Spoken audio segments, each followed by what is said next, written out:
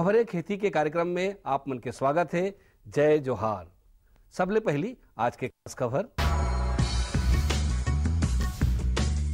कृषि विकास हेतु छत्तीसगढ़ में चलाए जाते कृषि ऊर्जा अभियान। मुर्गी और अंडा उत्पादन में बढ़ोतरी के तकनीकी उपाय। नींबू के मुख्य प्रजाति कागजी नींबू और गेंदा फूल के सफल खेती। नीति कृषि के क्षेत्र में हरदम नवा बदलाव आवत रही थे और ये बदलाव मन ला किसान मन अपना के फायदा उठा सकत है। छत्तीसगढ़ राज्य के किसान मन ला अधिक से अधिक सिंचाई सुविधा उपलब्ध कराए के उद्देश्य ले छत्तीसगढ़ राज्य विद्युत मंडल पंप नलकूप विद्युतीकरण योजना चलाए जाते। एकर अंतर्गत प्रति पंप पर लाइन विस्तार में होने वाला कुल खर्च राशि के 20,000 रुपया ले बढ़ा के 50,000 रुपया करे जाही। एकर ले ज्यादा से ज्यादा किसान लाभ पा सके और आर्थिक बोझ कम हो सके। ग्रामीण क्षेत्र में ट्रांसफार्मर उन्नयन और लाइन विस्तार ला विशेष ध्यान दिए जाही। ग्रामीण क्षेत्र में अपरंपरागत ऊर्जा विकल्प ला भी बढ़ावा दिए जाही। ऐसे नदी नाला जेमा 12 महीना में पानी रहथे एमा जल भंडारण संरचना के निर्माण करे जाही, जेकर से लाइन मिल सके। किसान मन ला सिंचाई पंप में रियायत दर में ऊर्जा उपलब्ध कराए जाही। बेहतर तकनीक फसल से संबंधित जानकारी ला लेके अगर कहीं फसल के उत्पादन किसान मन करें तो खेती में ओमन ला बहुत अच्छा उत्पादन मिल सकत है। खेती के संगे संग मुर्गी पालन करके किसान मन अतिरिक्त आमदनी पा सकत है। मुर्गी के रख रखाव और पोषण के समुचित तकनीकी जानकारी रहे ले अंडा उत्पादन में बढ़ोतरी होथे। मुर्गी के रहे के बाड़ा में बिजली के बल्ब जरूरी होथे, काबर के मुर्गी मन अंधियार में दाना नहीं चुगे और एकर ले अंडा उत्पादन में कमी आथे। एकर अलावा मुर्गी के दोना में हमेशा दाना भरे रहे, एकर ख्याल रखना चाहिए। पर्याप्त मात्रा में दाना नहीं मिले ले ओकर वजन और अंडा उत्पादन में गिरावट आथे। एकर संगे संग मुर्गी घर के सफाई नियमित होना चाहिए। मुर्गी मन के रोज निरीक्षण होना चाहिए। सुस्त मुर्गी के इलाज कराते रहना चाहिए। ये सब ले मुर्गी और अंडा उत्पादन में वृद्धि होथे। अब खेती से संबंधित खास खबर। छत्तीसगढ़ में उर्वरक के भंडारण व्यवस्था सुनिश्चित करे के उद्देश्य ले नाबार्ड के सहायता से 700 गोदाम निर्माण करे जाही, जेकर बर 52 करोड़ 50 लाख के प्रावधान हावय। कृषि उपकरण कृषि के मशीनीकरण ले बहुत सुविधा होथे किसान भाई मन ला। एकर से समय श्रम और लागत तीनों के बचत होथे। खेती के बुआई कार्य बर अबड़ अकन उपकरण बाजार में उपलब्ध हवय। ऐसने एक ठन बुआई यंत्र हवय जेकर नाम है सीड कल्टीवेटर। सीड कल्टीवेटर के माध्यम ले एके संग में 9 नांगर में बुआई के कार्य करे जा सकथे। ये उपकरण के माध्यम ले बीज के संगे संग खाद के छिड़काव घलो करे जा सकत है। तब ये उपकरण के उपयोग करके किसान भाई मन कम खर्चा और कम समय में बुआई के काम आसानी से कर सकत है। नई किस्में नवा किस्म अपनाए ले नवा बीज अपनाए ले उत्पादन और गुणवत्ता दोनों में सुधार होते। नींबू हर ज्यादा आमदनी देवैया व्यावसायिक फल आए। एकर मुख्य प्रजाति में एक नाम है कागजी नींबू के। कागजी नींबू हा मध्यम आकार के छोटे कांटा वाला और घना पत्ती वाला होथे। ये प्रकार के प्रजाति वाला नींबू के आकार मध्यम होथे। एकर छिलका पतला और हरा रंग वाला होथे। पके के बाद एकर रंग हा पीला हो जाथे। ये किस्म के नींबू के कीमत बाजार में ज्यादा होथे। ये नींबू के उत्पादन घलो ज्यादा होथे, जेकर कारण किसान मन ला आर्थिक लाभ ज्यादा होथे। अगर कोनो किसान हा नवा तकनीक अपना के सफलता पूर्वक खेती करथे तो ओकर सफलता से आन किसान मन ला घलो प्रेरणा मिलथे। आजकल हमार किसान भाई मन फूल के खेती ला करके अधिक मुनाफा कमावत है। फूल में खासकर गोंदा के मांग बाजार में हमेशा रहथे। अमलेश्वर के एक किसान नारायण सिंह ठाकुर हा अपन 5 एकड़ भुइयां में गोंदा फूल के खेती करत हवय और बने फायदा पावत हवय। हमार टीम ला नारायण भैया हा जानकारी देवत बताथे कि शादी सीजन और त्योहार के अलावा सबे समय में गोंदा के मांग हा बने रहथे। ओला ध्यान में रख के ओहर गोंदा के खेती करत हवय। ओहर बताथे कि गोंदा फूल के खेती में ओला लागत खर्च 8 से 10,000 रुपया परे है और अनुमान है कि प्रति एकड़ में 20,000 की आमदनी हो जाही। गोंदा फूल के प्रति एकड़ उत्पादन 4 ले 5 टन हो जाथे और बाजार में एकर बढ़िया कीमत मिल जाथे। ये प्रकार से ये नारायण भैया के सफल खेती ला देख के दूसर किसान मन ला घलो अपरंपरागत खेती करे के प्रेरणा मिलथे। आज के अंक में बसत के दूसरिया अंक में खेती किसानी से संबंधित नवा जानकारी लेके फिर आबो। तब तक बर जम्मो झल्ला जय जोहार।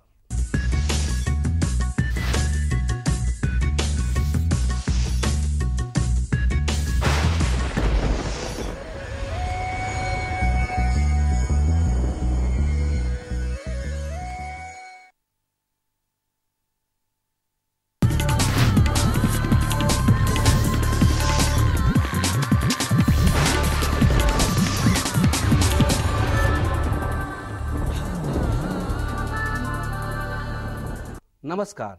मंडी भाव में आप मन के स्वागत है। आवा देखबो हमारे प्रदेश के अलग अलग जगह के मंडी मन में धान, फल और सब्जी मन के का भाव है। आज तखतपुर कृषि उपज मंडी में धान के न्यूनतम भाव 1080 रुपया और अधिकतम 1455 रुपया प्रति क्विंटल। आज कोटा कृषि उपज मंडी में धान के न्यूनतम भाव 1113 रुपया और अधिकतम 1318 रुपया प्रति क्विंटल। आज लोरमी कृषि उपज मंडी में धान के न्यूनतम भाव 1075 रुपया और अधिकतम 1710 रुपया प्रति क्विंटल। आज जयराम नगर कृषि उपज मंडी में धान के न्यूनतम भाव 1118 रुपया और अधिकतम 1665 रुपया प्रति क्विंटल। आज रायपुर के सब्जी मंडी में आलू के बने आवक देखे गए है। एकर व्यापार करैया व्यापारी मन बताथे कि थोक में एकर भाव 8 ले 10 रुपया है, वहीं चिल्हर में 12 ले 15 रुपया किलो में बिकत हावय।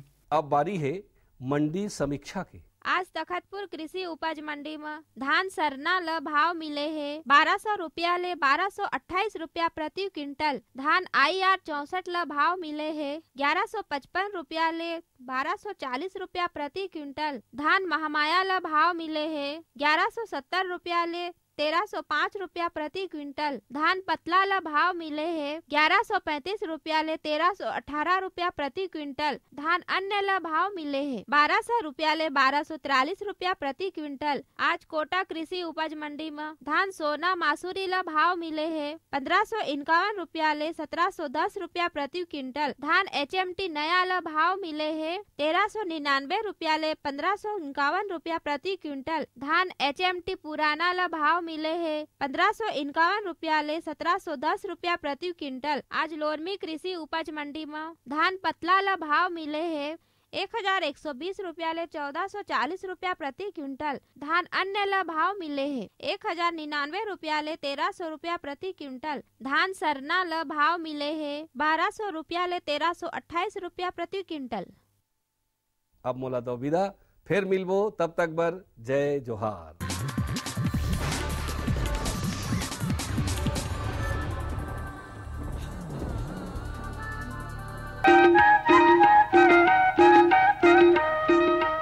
ये लो और बताओ। बस। अरे ये क्या भैया जी, बस इतनी सी रासायनिक खाद? किसानी छोड़ रहे हो क्या? किसानी नहीं, नादानी छोड़ रहे हैं। मिट्टी की जांच कराई है। अब तो लाला जी जितनी जरूरत है उतने ही उर्वरक खेत में डालेंगे। हाँ, किसान भाई आज ही अपने जिले की नजदीकी भूमि परीक्षण प्रयोगशाला में मिट्टी की जांच जरूर करवाएं और मिट्टी में पोषक तत्व, नमी व पौधे के विकास को देखते हुए केवल जरूरत के अनुसार ही पोषक तत्व डालें। और हाँ, मिट्टी में गंधक, जस्ता, बोरोन जैसे सूक्ष्म पोषक तत्वों का पता लगाना भी न भूलें। उर्वरक और जैविक खाद के सही उपयोग से भूमि का उपजाऊपन बनाए रखें, उत्पादकता बढ़ाएं, खर्चा घटाएं और बहुमूल्य विदेशी मुद्रा बचाने में भी सहयोग दें। और हाँ, धीमी गति से नाइट्रोजन उपलब्ध कराने वाले उर्वरकों जैसे नीम लेपित यूरिया को प्राथमिकता दें और यूरिया का पत्तों पर छिड़काव करें। अरे वाह, तू तो सचमुच समझदार हो गया रे। अधिक जानकारी के लिए संपर्क करें जिला कृषि अधिकारी या किसान कॉल सेंटर। अम्मा खाना दे दो ना। सबर कर गोलू, अभी दाल नहीं गली है। तू फिक्र न कर गोलू की अम्मा, अब की बार अपनी दाल खूब गलेगी। क्या मतलब जी? अब की बार NFSM के तहत दाल की पैदावार को बढ़ाने के तरीकों को दिखाने के लिए देश में 1000 क्षेत्र चुने गए हैं, जिसमें हमारा इलाका भी आ गया है। पर इससे हमें क्या फायदा? हमें 5 एकड़ खेती के लिए खाद और कीटनाशक के अलावा बढ़िया बीजों की एक मिनी किट भी मिलेगी। इतनी दाल का करेंगे क्या जी? अरे भगवान, सरकार ने दलहन का समर्थन मूल्य भी खूब बढ़ा दिया है और इनकी खरीद का भी पूरा इंतजाम कर लिया है। इससे आमदनी बढ़ेगी और फिर हमारा गोलू अच्छे स्कूल में जाकर के कृषि वैज्ञानिक बनेगा। हाँ, क्या करूं? हाँ, मैं ऐसे ही करूंगा। हाँ, अच्छा, मैं जा रहा हूँ। अच्छा, जी जी जी, हाँ, जी जी जी। किससे बात कर रहे थे इतना हंस कर? किसान कॉल सेंटर, विशेषज्ञ से खेती के बारे में सलाह ले रहा था। सुबह भी, रात को भी? किसान कॉल सेंटर सुबह 6 बजे से रात को 10 बजे तक खुलता है। रविवार को भी? हाँ भाई, साल के 365 दिन खुलता है। और इतना फोन का बिल कौन भरेगा? अरे, किसान कॉल सेंटर की सेवा मुफ्त है। पर तुम ये सब क्यों पूछ रही हो? मैं तो कुछ और ही समझी थी। किसान भाई, कृषि संबंधित समस्याओं का अपनी भाषा में तुरंत समाधान पाने के लिए पूरे भारत में किसी भी फोन से राष्ट्रीय हेल्पलाइन नंबर 1800-1801-551 पर संपर्क करें। किसानों का दोस्त किसान कॉल सेंटर।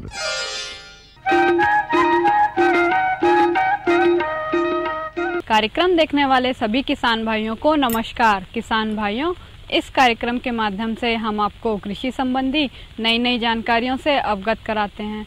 आइए आज हम आपको बरबट्टी की आधुनिक और वैज्ञानिक खेती के बारे में जानकारी देंगे। बरबट्टी की आधुनिक और वैज्ञानिक खेती किस प्रकार करना चाहिए, आइए जानकारी लेते हैं।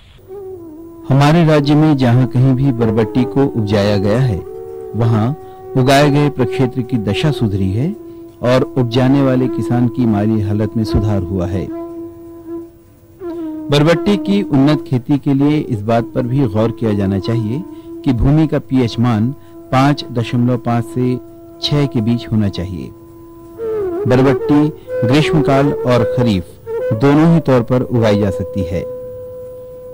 विभिन्न प्रकार की जलवायु में उगाई जा सकने वाली बरबट्टी को गर्म और नम वातावरण अधिक पसंद आता है।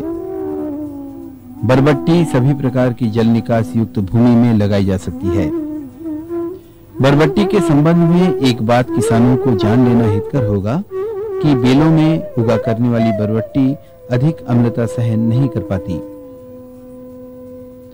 बरबट्टी की प्रमाणिक और प्रचलित प्रजातियां इस प्रकार से हैं: पूसा फाल्गुनी, पूसा बरसाती, पूसा 2 फसली, K11C, 30 Rituraj, number 2, number 7, GC 170, C20, C152, GC 185 वगैरह।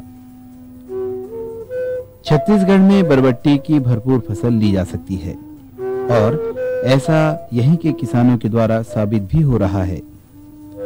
बरबट्टी की फसल लेकर हमारे किसान बंधु अपनी आर्थिक स्थिति में सुधार कर सकते हैं। ऐसा हम इसलिए कहते हैं क्योंकि बरबट्टी का दबदबा सब्जी मंडी से लेकर हमारे रसोई तक लगातार बना ही रहता है। बिकवाही और मांग की वजह से बरबट्टी का दाम भी कहीं कम नहीं हो पाता।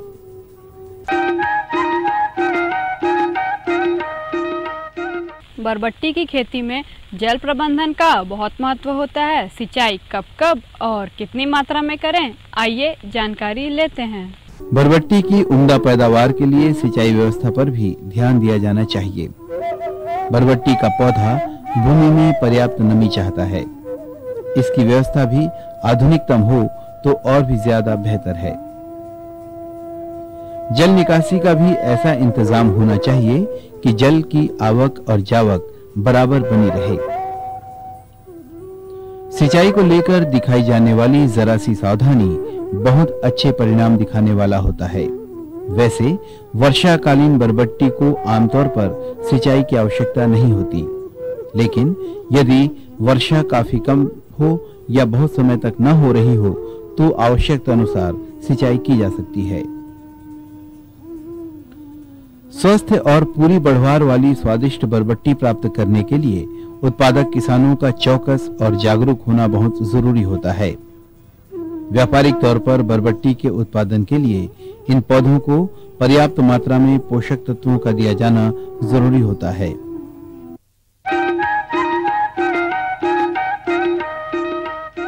बरबट्टी की खेती में खाद प्रबंधन का भी बहुत महत्व होता है।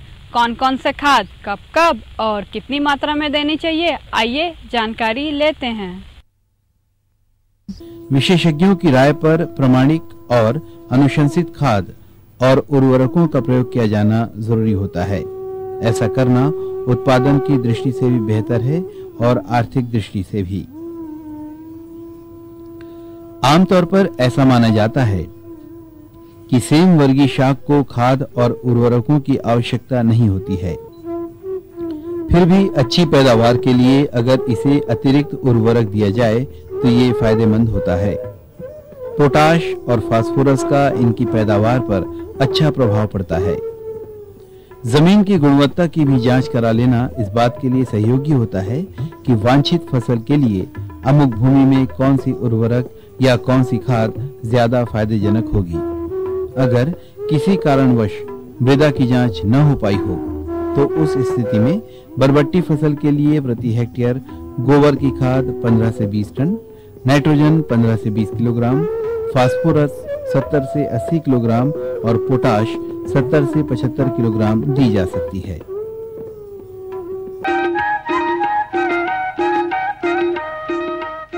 बरबट्टी की खेती में कुछ रोग लगने की भी संभावनाएं होती हैं। ये रोग क्या क्या हैं और इनसे कैसे बचा जाए, आइए जानकारी लेते हैं। बरबट्टी की फलियों और उसकी पत्तियों को लगने वाले कीट और रोगों से बचाना भी एक बरबट्टी उत्पादक किसान की जिम्मेदारियों के तहत आता है। यदि वक्त रहते इन रोगों पर काबू न पाया गया तो आर्थिक क्षति की आशंका हो सकती है। बरबट्टी की लताओं में फफूंद कारक और फफूंद जनित रोगों के होने की भी भरपूर आशंका होती है। कृषि वैज्ञानिकों की राय पर इन रोगों से छुटकारा पाया जाना चाहिए। बरबट्टी की फसल को नुकसान पहुंचाने वाले कीट हैं बीज का चैंपा और बीज की बीटल। बीज का चैंपा एक छोटा सा कीट होता है जो पत्तियों और पौधे के अन्य भागों का रस चूसता है। फूल और फलियों को ये काफी नुकसान पहुंचाते हैं। इससे पौधे की रोकथाम के लिए 1.5% मेटासिटाक्स के घोल का 800 से 1000 लीटर प्रति हेक्टेयर की दर के अंतर पर छिड़काव करना चाहिए। और बीज का बीटल नामक कीट का प्रौढ़ जो तांबे के रंग का होता है, ये कीट पौधे के कोमल भागों को खाता है। इसकी रोकथाम भी वैसे ही की जाती है जैसे कि बीज के चैंपा कीट के लिए किया जाता है। बरबट्टी की फसल में लगने वाले मुख्य रोगों में हैं चूर्णी फफूंदी रोग और मृदुरोमिल फफूंदी रोग। इससे भी बचाव के लिए विज्ञान सम्मत विधियों का उपयोग किया जाना चाहिए। पंडाल नुमा रचना में यदि बरबट्टी की लताओं को फैला दी जाए तो ये बहुत ही कम जगह में भरपूर फसल देने का काम करती हैं। सच कहें तो इन लताओं की छांव तले हमारा किसान सुकून से सारी जिंदगी गुजार सकता है। बरबट्टी की नाजुक लताओं में बहुत दम है। बरबट्टी उपजा कर देखें। बीज बोने के 45 से 60 दिनों के भीतर ही तैयार हो जाने वाली बरबट्टी बहुत ही जल्दी अपने उत्पादक किसानों को आर्थिक लाभ की दशा में पहुंचाने की काम करती है। प्रोटीन से धनी बरबट्टी का नाम शाक जगत में सम्मान से लिया जाता है। बरबट्टी या सेम वर्गीय सब्जियों को उपजाने का एक लाभ ये भी होता है कि शाक की उपलब्धि के साथ ही साथ ये पौधे वायुमंडलीय नाइट्रोजन को भी भूमि में इकट्ठा करती है, जिसके कारण भूमि की उर्वरा शक्ति में जोरदार बढ़ोतरी होती है।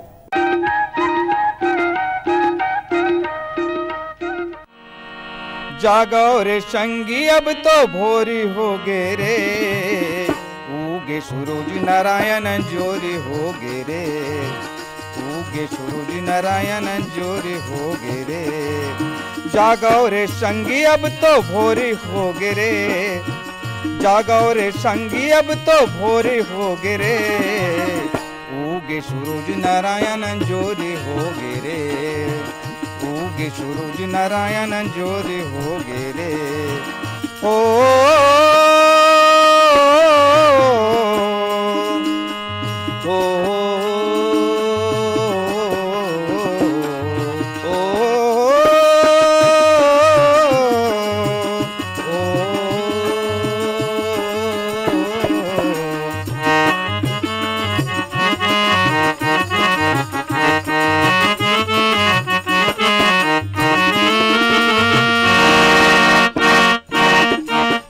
चिड़ै के चिऊ चिऊ बोली मन ललु भावत है,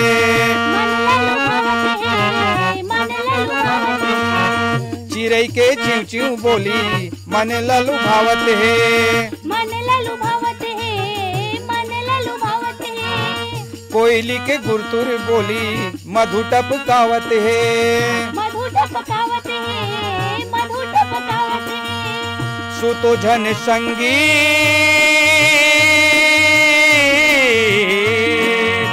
सुतो जन संगी मन मंजूरी हो गे रे, उगे सूरज नारायण जोरी होगे रे, उगे सूरज नारायण जोरी होगे रे। जागाओ रे संगी अब तो भोरी होगे रे, जागाओ रे संगी अब तो भोरी होगे रे, उगे सूरज नारायण जोरी होगे रे, उगे सूरज नारायण जोरी होगे रे। ओ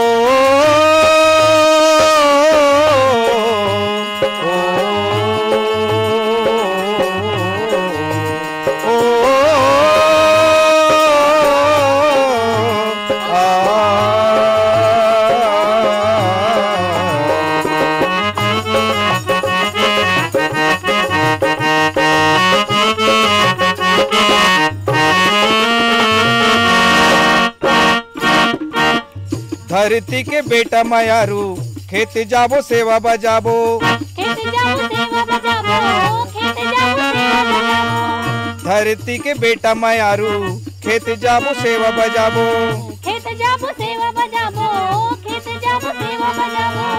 धान गेहूं सरसों में दाई के अछरा हरियाबो, दाई के अछरा हरियाबो, दाई के अछरा हरियाबो।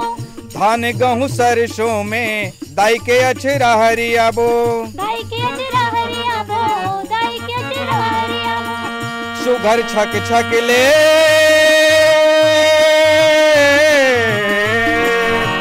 सुघर छक छक ले गली खोरे होगे रे, उगे सूरज नारायण जोरे होगे रे, उगे सूरज नारायण जोरे होगे रे। जागाओ रे संगी गली, जागाओ रे संगी अब तो भोरी होगे रे, उगे सूरज नारायण जोरे होगे रे, उगे सूरज नारायण जोरे होगे रे, उगे सूरज नारायण जोरे होगे रे, उगे सूरज नारायण जोरे होगे रे, उगे सूरज नारायण जोरे होगे रे।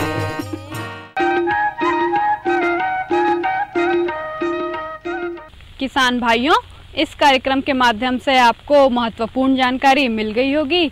अगले अंक में हम आपके लिए कुछ नई जानकारियों के साथ फिर उपस्थित होंगे। तब तक के लिए दीजिए इजाजत। नमस्कार।